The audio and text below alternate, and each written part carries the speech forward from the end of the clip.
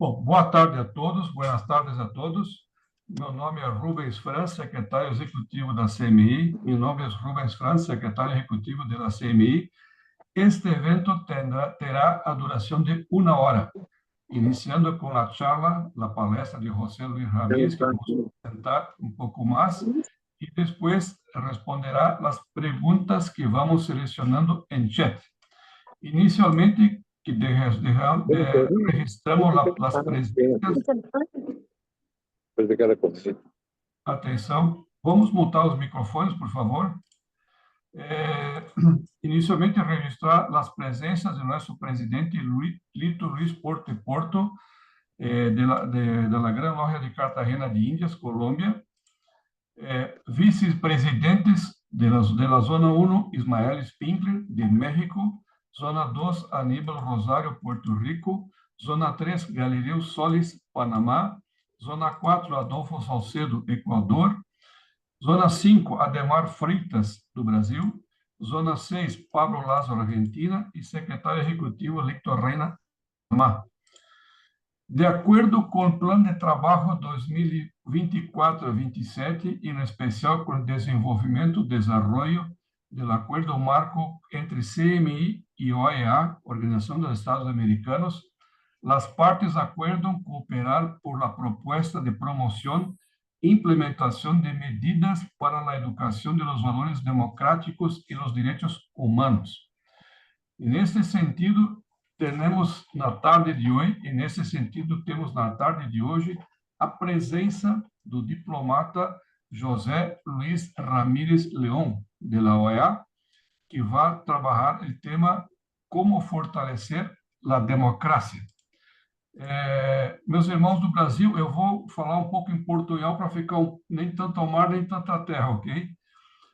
Nosso querido amigo José Luis Ramírez León é abogado da Universidade Autônoma de Bucaramanga, Colômbia, conta com estudos de especialização em desenvolvimento, que é desenvolvimento, e relações internacionais, e ha estado vinculado com a atividade diplomática, a docência, professor, e a investigação, pesquisas acadêmicas, e assim como o periodismo, jornalismo.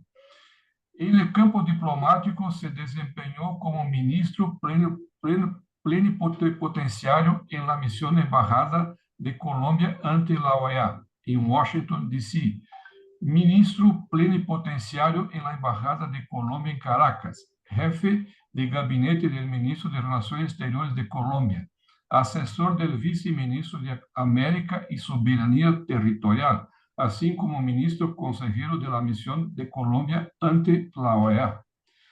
Pela docência na academia, foi professor e investigador, pesquisador do Centro de Estudos Internacionais da Universidade de Los Andes, assim como professor da Universidade de Javeriana, da Universidade de Rosário, da Universidade Jorge Tadeu Lozano, a Academia Diplomática São Carlos, assim como a Universidade Autônoma de Bucaramanga, em curso de pré-grado e pós-grado, todas elas em Colômbia. Ele campo de periodismo, jornalismo, ha sido assessor editorial do periódico El Espectador, colunista do mesmo diário, diretor encargado, periodista da Unidade Investigativa e colunista do diário Vanguardia Liberal, em Colômbia. Também foi assessor de comunicações de alto conselheiro de los direitos humanos das Nações Unidas em Colômbia. Entre 2000 e 2009 foi secretário-geral da Corporação Andina de Fomento, CAF, em Caracas, Venezuela. E, na atualidade, é assessor do secretário-geral da Organização dos Estados Americanos, OEA, senhor Luiz Almagro.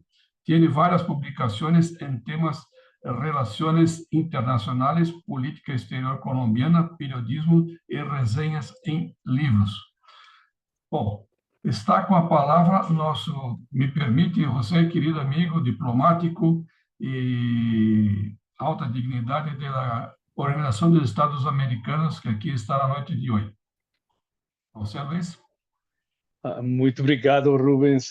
Boa tarde, boa noite para vocês y para todas las personas que nos acompañan, comenzando por el presidente, los vicepresidentes de las distintas zonas, los grandes maestros, y con un saludo muy especial, querido Rubens, del secretario Almagro, como siempre.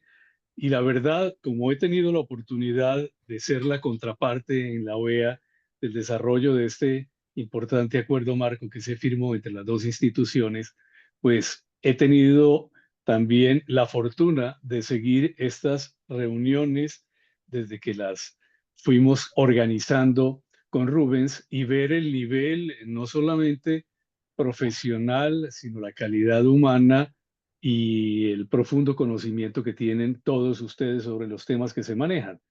Y este tema específicamente de la democracia, que es algo que tiene que ver no solo con la esencia de la OEA, sino que como lo mencionó el secretario Almagro el día que se firmó el acuerdo marco con la CMI, afuera de su oficina, en nuestro edificio principal, que ya conocerán ustedes, quienes no lo conozcan todavía, en la ciudad de Washington, van a ver los bustos de todos los padres fundadores de la OEA, que son nuestros eh, personas que atesoramos y cada uno de nuestros países ha hecho un ofrecimiento de uno de estos bustos y la infinita mayoría de estos padres fundadores pues fueron masones, o sea que la lógica de los principios básicos que tiene la masonería y lo que tenemos como elementos centrales dentro de la OEA están directamente entrelazados. Y por eso me siento muy a gusto,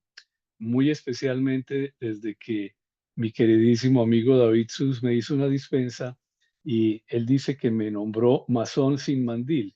Yo sé que me voy a iniciar pronto, me lo repite cada tiempo y así lo voy a hacer, va a ser un gran placer, pero mientras tanto permítanme sentirme parte de la CMI como un masón sin mandil, como ya me bautizó muy amablemente mi queridísimo David Sus. Para poder hablar de este tema de la democracia y sobre todo de su fortalecimiento, voy a ir a través de esta presentación que tenemos aquí, que voy a ir viendo con ustedes poco a poco, y es la OEA y cómo fortalecer la democracia en las Américas. Esta no es una presentación formal de la OEA, a pesar de que la mayoría de las láminas tienen que ver con nuestro quehacer, pero me tomé el atrevimiento de colocar algunas láminas que creo nos van a ayudar a entender mucho mejor lo que voy a explicar y cuál es la parte específica de lo que hace la OEA en concreto y cómo fortalecer la democracia. En primer lugar, quisiera comenzar por decirles que este es un año, ya, este es un año histórico, hiperelectoral. Es el número histórico de elecciones diversas con distintos lugares del mundo, sobre todo algunos de ellos muy importantes, con cerca de 3 billones de personas votantes.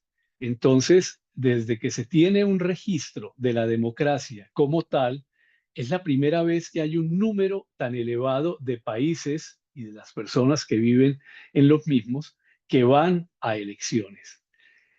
Países que van a las urnas, 7 de los países, de los 10 más populosos o con mayor número de habitantes del mundo.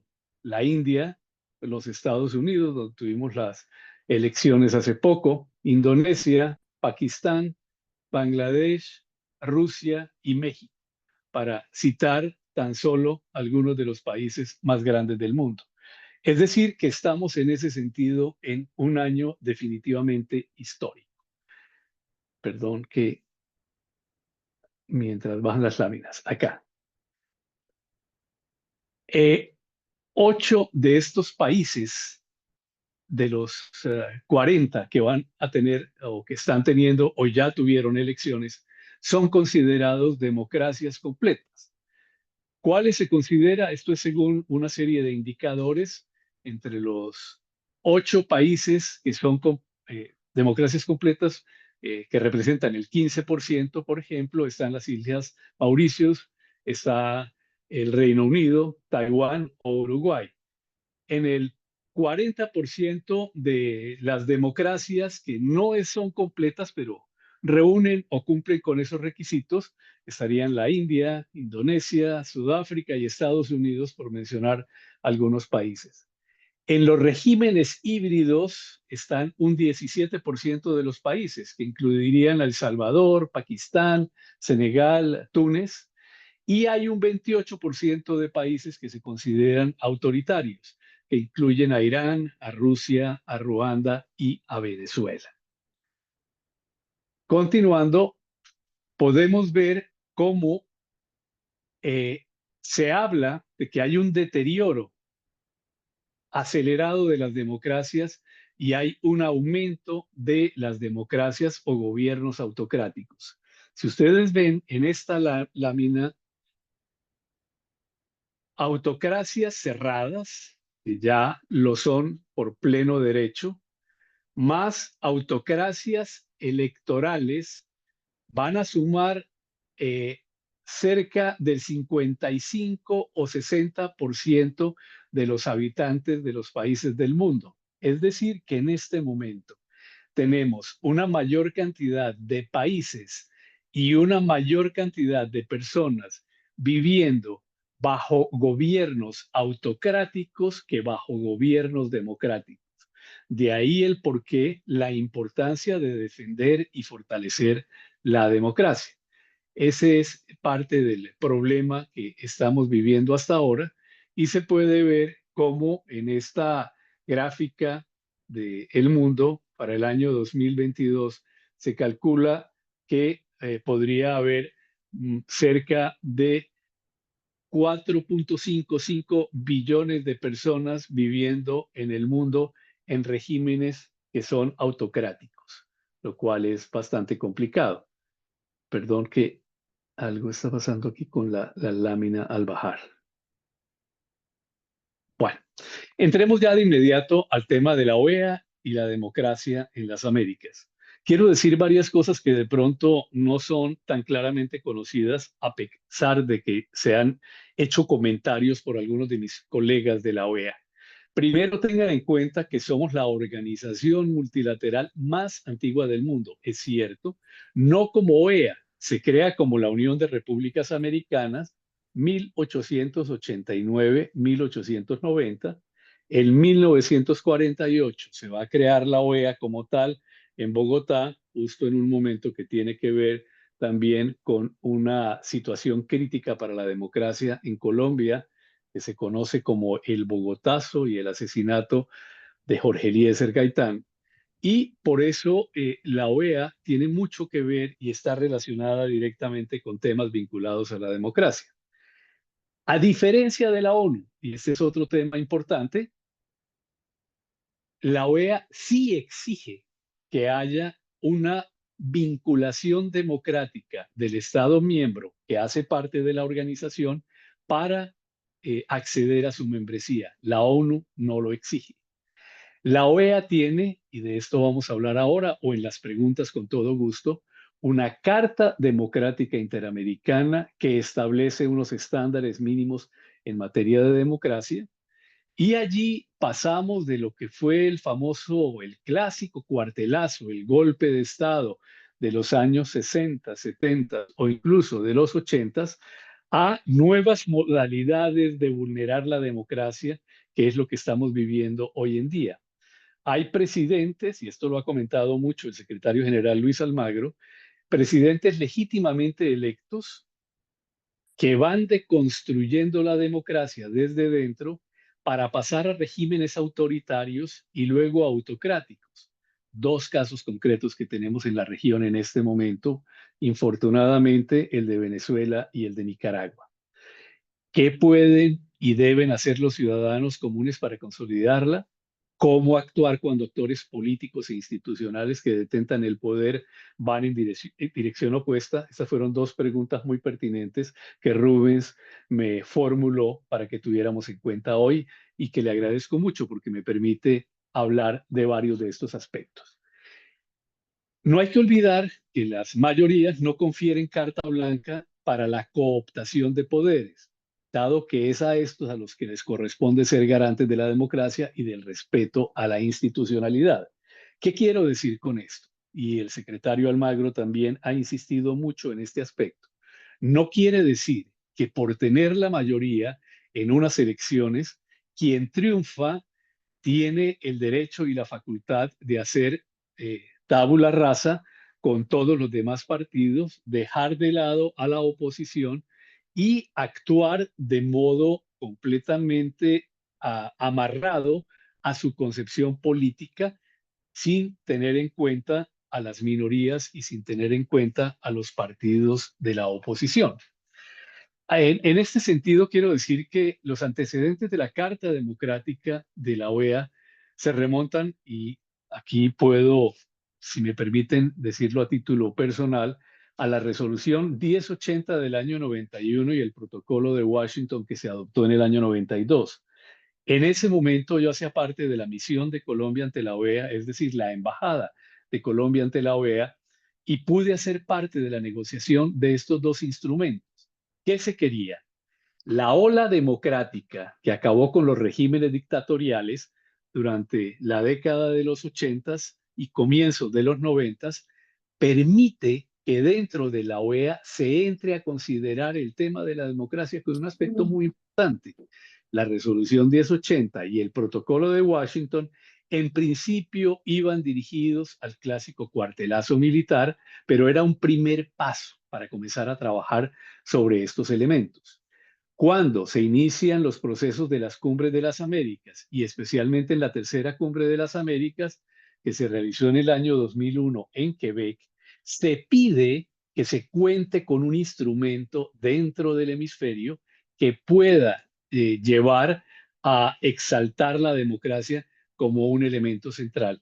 Es por eso que un año después, en el año 2002, el 11 de septiembre del año 2000, perdón, el 11 de septiembre de 2001, excusas, estoy equivocado en la fecha. El mismo año 2001, pero el 11 de septiembre, recordarán ustedes muy bien, por lo que sucedió en las Torres Gemelas, el avión que impactó aquí en el Pentágono y otro que cayó muy cerca en Pensilvania, eh, se da en ese marco de ese día nefasto en materia de terrorismo la firma de la Carta Democrática Interamericana en Lima. Y miren que esto es muy importante. En su artículo primero, la Carta Democrática señala que la defensa de la democracia y de los derechos humanos no son jurisdicción absoluta y exclusiva de los estados. Por consiguiente, es indispensable la complementariedad internacional de instrumentos jurídicos como la propia Carta. ¿A qué me refiero en esto? Y de nuevo es un tema al cual el secretario Almagro le da la mayor importancia. Ya no se trata, como sucedía con anterioridad a la aprobación de la Carta Democrática, de que las normas internacionales en materia del respeto a la soberanía, a la autodeterminación de los pueblos, no dejan que un organismo multilateral, en este caso concreto la OEA, pueda entrar a mirar la situación de la democracia en un Estado miembro. La Carta Democrática lo permite, lo autoriza, y los estados que suscribieron la Carta Democrática se obligan a ello.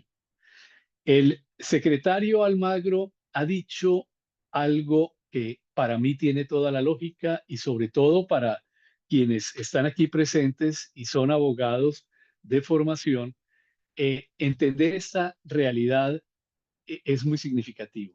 Dice el secretario Almagro que la Carta Democrática Interamericana es la Constitución de las Américas. Yo la verdad creo que así es. Creo que tenemos un instrumento jurídico interamericano que da todo el andamiaje, la estructura, la arquitectura de defensa de la democracia, y existe como tal y se llama la Carta Democrática Interamericana. Por eso la podemos considerar como la Constitución de las Américas. Y de nuevo, en el artículo primero dice que los pueblos de América tienen derecho a la democracia y sus gobiernos la obligación de promoverla y defenderla. Entonces, este es un aspecto significativo que todos los estados que el 11 de septiembre de 2001 en Lima suscribieron la Carta Democrática Interamericana están obligados a su promoción y a su defensa. Ahí hay un punto importante que voy a retomar ahora más adelante. Pero se presenta una situación paradójica. Y esta situación paradójica es que hay estados que la suscribieron y ratificaron, me refiero a la Carta Democrática Interamericana, haciéndose responsables por su cumplimiento, pero al momento en que incurren en hechos que atentan contra la misma, dicen que la OEA es intervencionista o injerencista al exigir su respeto. Y es una paradoja, porque no existe ni intervencionismo, ni injerencismo, ni un irrespeto a la soberanía de un Estado cuando este Estado ha suscrito la Carta Democrática Interamericana y la viola. La OEA, de acuerdo a esa carta, tiene la posibilidad de actuar. Ustedes pueden pensar, y con mucha razón, que si existe este instrumento, si es un instrumento tan importante, tiene establecidos una serie de normas y principios para la defensa de la democracia, ¿por qué se presentan casos como los de Venezuela o los de Nicaragua? La pregunta es pertinente, pero en esto hay algo que el secretario Almagro también ha dicho con mucha claridad, y es que por haberse violado la Carta Democrática, no quiere decirse que la Carta no sirva o debería dejar de existir. Considera el secretario Almagro que sería tanto como criticar el Código Penal porque todavía hay criminales o criticar la Constitución de un país porque hay alguien que la viola. Lo que debemos establecer son los mecanismos o ajustar más bien los mecanismos que existen para la defensa y promoción de la democracia dentro de la Carta Democrática Interamericana. La Carta subraya que nadie puede invocar la soberanía para destruir la democracia y violar los derechos humanos.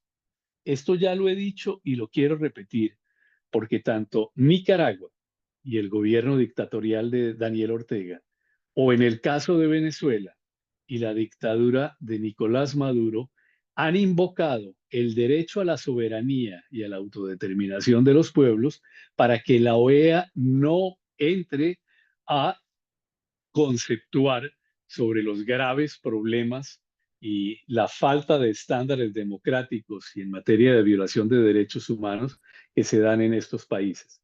Es decir, que no puede invocarse ese tipo de argumentos para desconocer lo que dice la Carta, en especial cuando se ha suscrito la misma. Los crímenes masivos y las violaciones graves a los derechos humanos son una amenaza a la paz y la seguridad regional.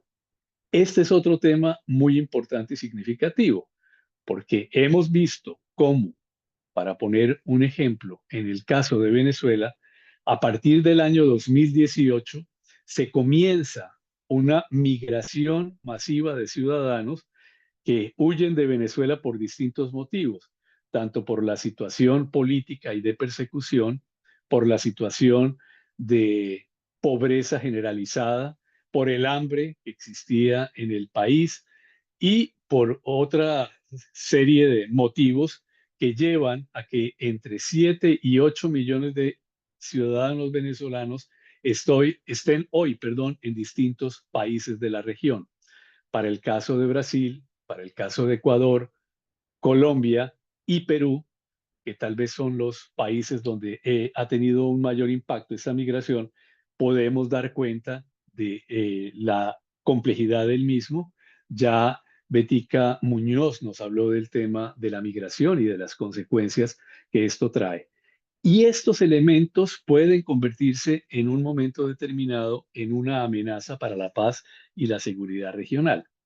Entonces, necesitamos más democracia para resolver las crisis o los problemas que enfrentamos. Y en ese sentido, la Carta Democrática Interamericana es fundamental para poder evitar que este tipo de situaciones continúen presentándose. ¿Cómo fortalecerla? De nuevo, y es tal vez la gran pregunta que tenemos.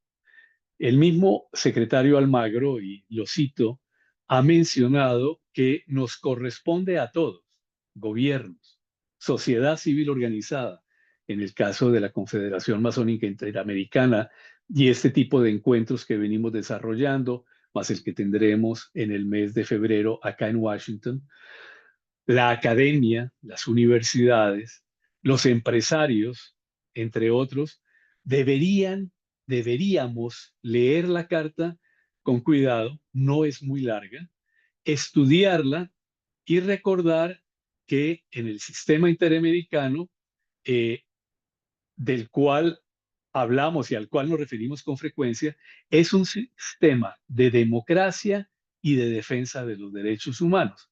Es decir, que todos nosotros somos partícipes de el estudio de la Carta, la posibilidad de que la misma sea invocada cuando se presenten graves o serios problemas de violación de los estándares democráticos en un Estado miembro. Y en las conclusiones, para poder entrar a las preguntas, que siempre es la parte más interesante, me atrevería a decir que tenemos un mundo en el cual estamos viviendo un retroceso en la democracia y una expansión de las autocracias, que se puede consolidar en este año de 2024, pues al terminar, si se determina que la tendencia que vimos en las primeras gráficas y es que una mayoría de personas y de estados en el mundo están viviendo bajo regímenes autocráticos, eh, o bajo regímenes abiertamente totalitarios, pues vamos a consolidar una tendencia que es bastante peligrosa para el mundo y que ya tiene repercusión en las Américas con populismos autoritarios que dieron paso a autocracias, como en el caso de Venezuela y Nicaragua. En la OEA, la Carta Democrática Interamericana es de lejos el mejor instrumento para su promoción y fortalecimiento, lo es para las Américas y no existe otro instrumento que cumpla con todos estos requerimientos para su aprobación y ejecución. Es decir, la conclusión es que nos corresponde a todos, no solamente a la OEA, cuando hablamos de la OEA, no solamente a uno que otro gobierno, no solamente a las organizaciones de la sociedad civil, sino a todos en conjunto, hacer parte de esta propuesta de defensa y promoción permanente de los derechos humanos. Entonces, Rubens, yo dejaría acá para que podamos conversar un poco con con todos los asistentes a la reunión. O sea que estoy abierto a las preguntas con todo gusto. Perfeito, José Luis. Enquanto eles registram suas perguntas no chat, tenho aí uma pergunta que já adiantei para você, com o tema da democracia, com o tema de democracia. He observado em la base da sociedade que existe um sentimento de impotência. Temos observado que na base da sociedade há um sentimento de impotência. Que se puede y se debe hacer los ciudadanos comunes y las ciudades para consolidarla? Como actuar como actores políticos e institucionales que detengan poder y actúen en dirección opuesta? De acuerdo, Rubens. Mira, yo podría comenzar por decirte lo siguiente. La labor pedagógica que hacen ustedes dentro de la Confederación Masónica Interamericana es muy importante. Ustedes tienen un nivel de acceso significativo y esto repercute simultáneamente, como el famoso efecto mariposa, en que pueda llegar este tipo de consideraciones a la mayor cantidad de gente posible. Como hablábamos contigo y lo hemos hablado con algunos de los integrantes de la CMI, el hecho de tener acceso a universidades, a centros de pensamiento y de análisis, de discusión, en los cuales se pueda hablar de este tipo de temas, y digo este tipo de temas, no solamente democracia y derechos humanos, sino, por ejemplo, qué grato sería que se promocionara y se promoviera inicialmente dentro de la propia CMI, de las grandes logias o de las distintas logias en todos y cada uno de los países de las Américas. ¿Qué es la Carta Democrática Interamericana? ¿Para qué sirve? ¿Cuáles son los principios básicos? ¿Cómo se puede solicitar la activación de la Carta Democrática? ¿Quién lo puede hacer? ¿Y cuáles pueden ser los resultados de su activación? Todo esto está ahí, está en la Carta Democrática y desde la OEA, desde la Secretaría de Fortalecimiento de la Democracia, con Paco Guerrero, con quien estaremos en febrero y podemos hablar con más detenimiento sobre estos temas, se pueden diseñar cursos, talleres para promover este conocimiento.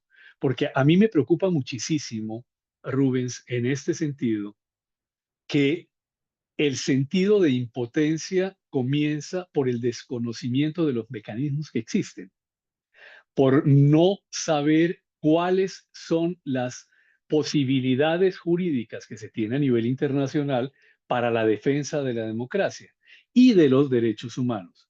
Ahí le sumamos entonces el capítulo de la Comisión Interamericana de Derechos Humanos. Como tuvimos oportunidad hoy de hablar con Rubens, vamos a tener para la próxima semana al secretario ejecutivo adjunto de la comisión, Jorge Mesa, que nos va a hablar de algunos de estos temas, pero muy especialmente cuando ustedes vengan en el mes de febrero acá a Washington, vamos a tener también la posibilidad de reunirnos con la secretaria ejecutiva de la CIDH o CIDH, como diríamos en portugués, para poder conversar de estos temas. ¿Qué podemos hacer para promocionar, para llevarle al ciudadano de la calle, a los estudiantes de las universidades, a los empresarios que se agrupan en los distintos gremios empresariales, estos instrumentos y estas herramientas que existen dentro del sistema interamericano, Rubens?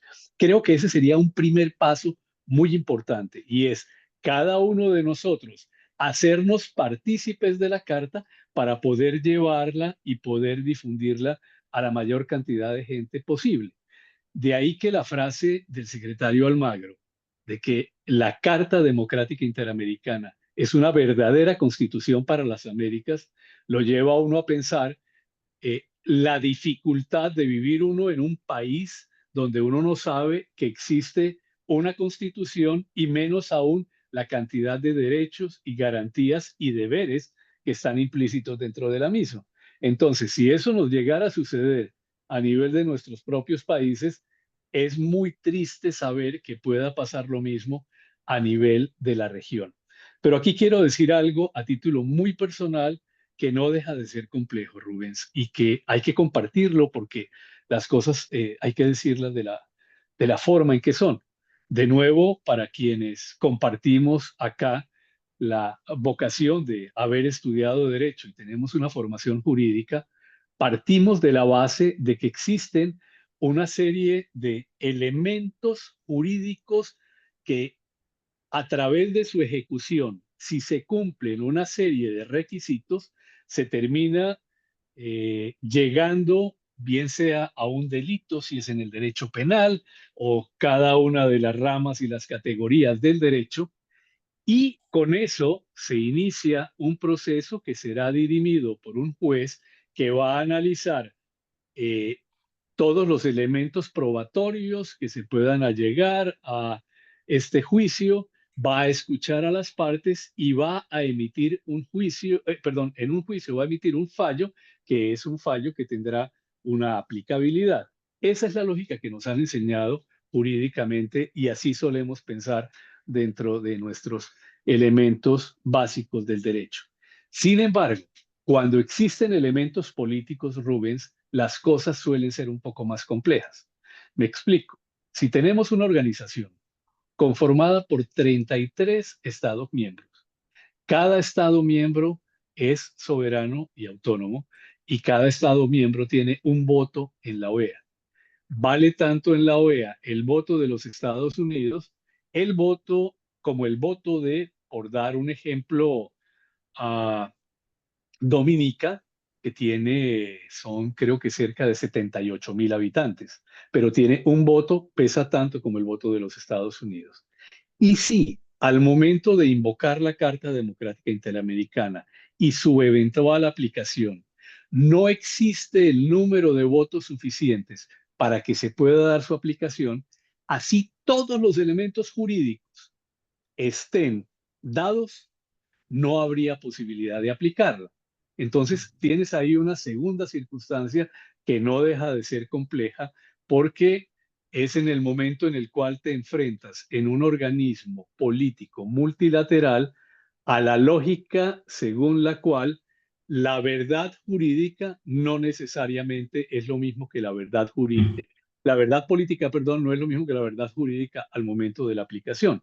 Y empiezan las situaciones complejas que vivimos, por ejemplo, con Venezuela, que desde el año 2001, en que se aprobó la Carta Democrática Interamericana, hasta el año 2015, no se aprobó una sola resolución en contra del régimen ni de Hugo Chávez, los momentos en que se transgredió la Carta Democrática, ni muy especialmente con Nicolás Maduro, donde hubo clarísimas violaciones a la Carta Democrática Interamericana en la medida en que no existieron los votos para poder hacerlo. Entonces, todo esto son, creo yo, elementos importantes que hay que tener en cuenta para saber por qué se presentan estas situaciones, Rubens. José, tenemos varias preguntas, más complementando tu última intervención ahí y conectando con una pregunta que ya está, ¿cuál es la situación de Venezuela en este momento con la Carta Democrática y la OEA? Sí, muchas gracias, José, por la pregunta. Es una situación compleja, como lo es la situación política interna de Venezuela, José. ¿Por qué? Venezuela inició el proceso de retiro de la OEA en la época de Nicolás Maduro. Esto es lo que jurídicamente se llama la denuncia del instrumento de la Carta de la OEA. Cuando se iban a cumplir los 2 años que establece la Carta de la OEA para el retiro del Estado que denunció dicha carta, se dio la circunstancia en la cual 56 países desconocieron el régimen de Nicolás Maduro y reconocieron a Juan Guaidó como el legítimo presidente para un periodo de transición, mediante el cual se llevarían a cabo elecciones libres y justas y después de ese periodo de elecciones libres y justas habría la transición a la democracia. Infortunadamente, José, en este proceso que se estaba llevando a cabo, vino un cambio de junta directiva de la Asamblea Nacional en Venezuela. Ya Juan Guaidó no continuó como presidente de transición y los Estados miembros de la OEA ya habían reconocido a quien representara a la Asamblea Nacional como legítimo representante ante la OEA. En ese momento pasó algo eh, extraño y paradójico. Nicolás Maduro insistió en que ellos ya se habían retirado de la OEA y que ellos no tenían absolutamente nada que ver con la OEA. Para nosotros, como Secretaría General, Venezuela sigue haciendo parte de la OEA, sigue haciendo y sobre todo para el tema de quórum y para el tema de votación.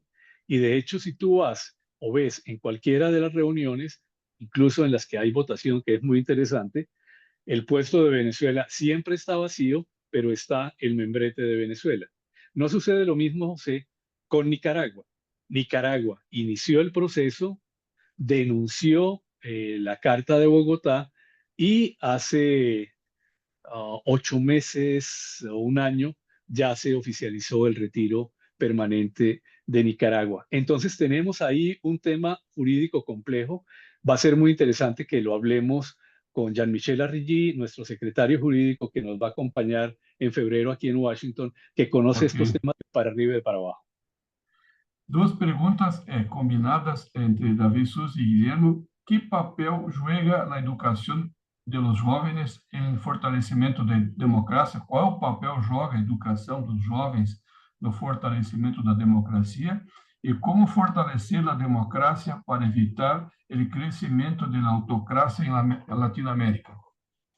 De acuerdo, para la primera pregunta y el tema de cómo fortalecer el apoyo de la democracia entre los jóvenes. Creo que es un reto infinito por un motivo que no mencioné ahora dentro de las láminas por pasar tan rápido, y es que en el mundo y ahora en América Latina hay un grupo mayoritario de jóvenes que está prefiriendo que se den soluciones prontas a sus necesidades y sobre todo después del periodo de la pandemia y el tema de los efectos que ha tenido la guerra de agresión de Rusia en Ucrania. En la medida en que la pandemia generó, fuera de las muy dolorosas pérdidas de vidas humanas, generó una situación económica y social que todavía no hemos acabado de resolver, más el fenómeno de la inflación y las repercusiones que ha tenido la invasión de Rusia a Ucrania, ha llevado a que un grupo grande de jóvenes desencantados porque no encuentran soluciones prontas hayan caído en los cantos de sirena de los populismos y de los populismos autoritarios. Es decir, que es un campo en el cual hay que trabajar, pero sobre todo lo que hace la OEA es solicitar a sus Estados miembros que a través de las políticas que llevan a cabo de aplicación en sus propios países, puedan dar un resultado en materia de inequidad, en materia de lucha contra la corrupción, en materia de lucha contra la violencia. Somos la región más violenta del planeta. Somos la región con mayor nivel de inequidad en el planeta. Es decir, que ahí tenemos dos caldos de cultivo muy grandes que si los propios estados no logran superar estas dificultades, va a ser muy difícil que los jóvenes logren entender que la democracia sí es un sistema que les puede permitir seguir adelante y creer en esos estándares democráticos. Entonces, yo creería que estos son dos aspectos básicos. Tenemos cursos, tenemos implementación de programas. María Fernanda Trigo, como ustedes lo recuerdan, mencionaba en la sesión anterior cómo hay una serie de talleres que la Escuela de Gobierno y de Gobernabilidad de la OEA viene implementando y lo seguiremos haciendo. Excelente. Uma pergunta agora de Fajardo. As organizações da sociedade civil podem solicitar ao secretário-geral da OEA a ativação da Carta Democrática? O que sucede quando se intentam, desde a oposição, realizar os chamados golpes blandos, golpes brancos? ¿Se puede solicitar la activación de la Carta Democrática? Sí, gracias a Luis por las dos preguntas. La primera, es importante saber, y de hecho estamos en este proceso, Rubens, junto con la OEA, que organizaciones de la sociedad civil tan importantes como la Confederación Masónica Interamericana y otra cantidad de organizaciones tienen acceso directo a la OEA y participan de actividades previas a los eventos más significativos. Nuestro evento más importante todos los años es la Asamblea General. Entonces, estas organizaciones de la sociedad civil pueden ir al segmento que corresponde a las organizaciones de la sociedad civil y las propuestas que se hagan son llevadas a los Estados miembros y al plenario. Y de hecho, los Estados miembros participan de esas reuniones con las organizaciones de la sociedad civil. Otro espacio en el cual espero que pueda estar también presente la Confederación el año entrante es para el mes de diciembre y los meses previos en la discusión que se haga de los documentos que se lleven a la Cumbre de las Américas. Entonces, son dos espacios importantes donde la sociedad civil tiene participación y desde allí se puede interactuar con los Estados miembros. La respuesta a tu pregunta primera es no. Quien puede solicitar la activación, pueden leerlo en la Carta Democrática. Créanme, no es muy extensa, son 20 artículos, 25 los más importantes. Lo puede hacer el secretario general, lo puede hacer el presidente del Consejo Permanente y o alguno de los Estados miembros cuando sienta que hay una vulneración de los estándares perdón, democráticos dentro de un Estado miembro directamente. Segundo, ¿qué sucede cuando se intenta desde la oposición realizar los llamados golpes blandos?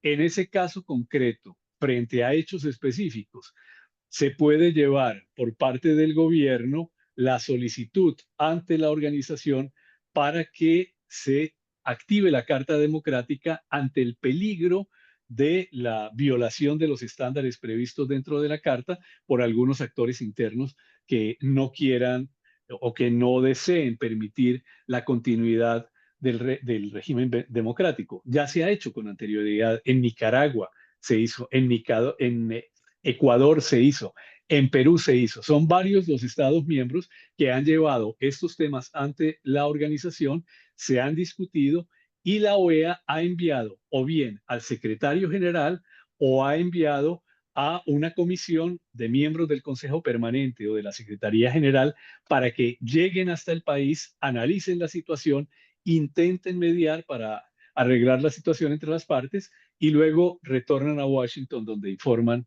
al Consejo Permanente de la organización. Perfeito, José Luis. Una otra pregunta de Enrique Monaliz, de Barranquilla. ¿Por qué los países democráticos no rompen relaciones con las dictaduras latinoamericanas? Ese es un tema complejo, Enrique, por una situación. La OEA no tiene una fuerza coercitiva como tal.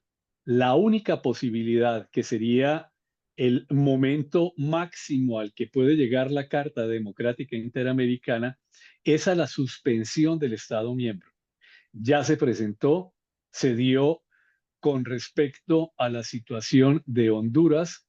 Como recuerdas, en el año 2009 hubo un golpe de Estado que sacó del país al presidente Mel Zelaya y después de ese golpe de Estado, el gobierno de Mm, Honduras y Honduras como tal quedó suspendida de la institucionalidad interamericana, es decir, que fue no solamente suspendida de la OEA como órgano político, sino del BID, del Banco Interamericano de Desarrollo, para que se le pudieran asignar préstamos en ese momento. Hubo un interregno, un periodo de año y medio o algo más, y ya cuando se dio la posibilidad de llamar nuevamente elecciones en Honduras, es cuando el Consejo Permanente convoca a su Asamblea General para que estudie nuevamente la situación de Honduras y se establece en una Asamblea General Extraordinaria, lo recuerdo muy bien porque quien presidió esa Asamblea General Extraordinaria fue la canciller de Colombia en ese momento, María Ángela Holguín. Yo estaba de ministro plenipotenciario de la misión de Colombia ante la OEA, mi embajador era el embajador Andrés González Díaz, y se logró entonces que se reincorporara a Honduras al cuerpo de los Estados miembros. Eso en cuanto a OEA como tal, pero la OEA no le puede exigir a ningún Estado que tenga o no relación con una dictadura. Es potestad de ese Estado miembro, pero sí es de alguna manera o puede ser incoherente, y eso es lo que sienten seguramente muchos de sus habitantes, que un Estado esté promoviendo la democracia y la tenga como un elemento central de su actuación, que defienda los derechos humanos como un elemento principal de su actuación a nivel interno e internacional, pero que al mismo tiempo pueda haber una cercanía, cuando no una connivencia, con un régimen dictatorial. Y ojo que cuando digo dictatorial, porque suele suceder también en la región, que para regímenes de izquierda sienten que las dictaduras son solamente las de derecha y regímenes de derecha sienten que dictaduras son solamente las de izquierda, cuando el populismo y las autocracias no tienen color político, pueden ser de derecha o de izquierda, lo grave es que son autocracias o lo grave es que son regímenes dictatoriales. No ujú. debería existir diferenciación por colores políticos o por tendencias ideológicas, sino que lo que hay que defender es la democracia y los derechos humanos por encima de cualquier consideración. Perfeito, José. Nós estamos chegando ao final. Lembrando que nesse processo com a OEA e CMI, nós estamos desenvolvendo, desarrollando atividades para termos um plano de trabalho específico para promover o acordo marco. Então, José, a última pergunta e tu mensagem final. Quais são os principais, ¿Cuáles son los principales desafíos que hoy enfrentan los países que integran la OEA con el tema democracia y cómo podemos ayudar a superarlos? De acuerdo, Rubens, gracias. Esto también lo ha dicho el secretario Almagro en muchas ocasiones. ¿Tenemos democracias imperfectas? Sí. Las democracias imperfectas de la región quedaron al desnudo con el tema de la pandemia. Vimos las grandes dificultades y grandes problemas que tenemos en materia de inequidad, en materia de violencia, en materia de lucha contra la corrupción. Eh, si no logramos superar este tipo de problemas, que son los principales retos que tenemos en la región, es muy complejo para un régimen democrático mantener su idoneidad en la medida en que sus ciudadanos y sus votantes no sienten que haya respuesta por parte de estos gobiernos a esas necesidades básicas y primordiales. Si no acentuamos la lucha en contra de este tipo de fenómenos, el del narcotráfico incluido, que genera también los niveles de corrupción que tenemos, la impunidad, que en la mayoría de nuestros países tiene unos niveles demasiado altos, el tema de la inequidad y de la pobreza, que son demasiadas, como dice el secretario Almagro, son una vergüenza para la región.